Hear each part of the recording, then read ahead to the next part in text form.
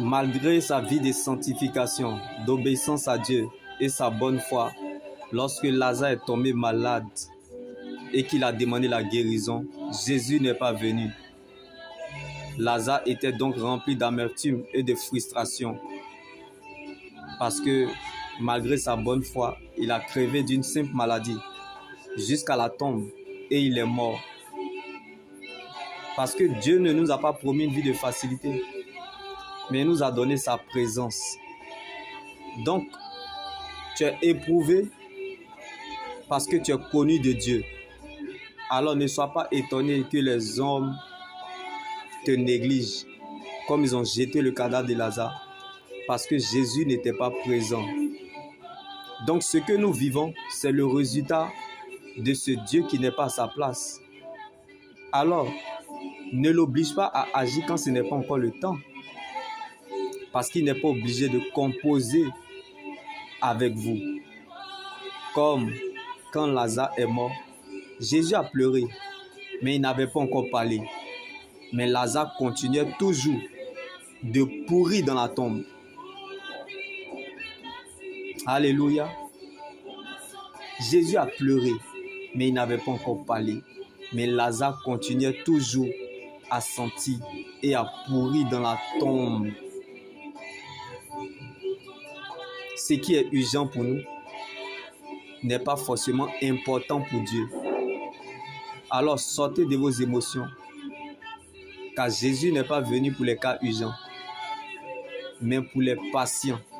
Donc c'est ta patience qui détermine la foi que tu as en Dieu. Comme Lazare dans la tombe, un mort ne réagit pas. Donc on ne tire pas sur un cadavre. Observe et ne dis rien, car il connaît la fin.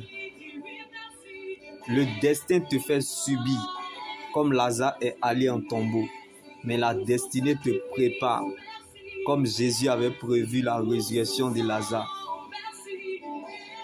L'échec nous oriente parfois vers la meilleure destination, comme il a fallu que Lazare meure et parte en tombeau pour aller le ressusciter.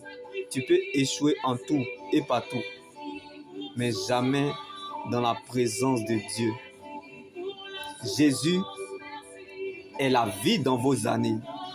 C'est ce qui a trahi Lazare. Lorsqu'il a demandé la guérison, Jésus n'est pas venu. Parce que réussir sa vie, c'est de trouver le plan de Dieu pour sa vie. Comme Jésus avait prévu la résurrection de Lazare. Si la bénédiction ne descendait pas là où tu es, mais t'attendait là où tu dois aller. Quand Dieu te prive d'une chose, c'est pour t'exposer à une vision nouvelle, comme la résurrection de Lazare. Ce que Dieu vous a promis est pour vous et cela vous atteindra. Alors change de position. Comme Lazare a demandé la guérison, Jésus n'est pas venu. Et très bientôt, mon Dieu te repositionnera. Comme Lazare a accepté le brisement en se laissant conduire par Dieu en tombeau pour qu'il revienne plus tard à la vie. Il ne faut pas abandonner la promesse, mais il faut accepter le processus, car tu es dans le tunnel de la transformation pour que le monde te déguste sans modération. Laisse donc Dieu accomplir son œuvre dans ta vie.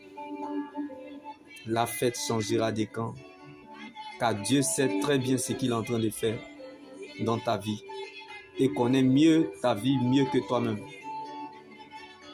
Il connaît ton nom et sait ce qu'il est en train de se faire.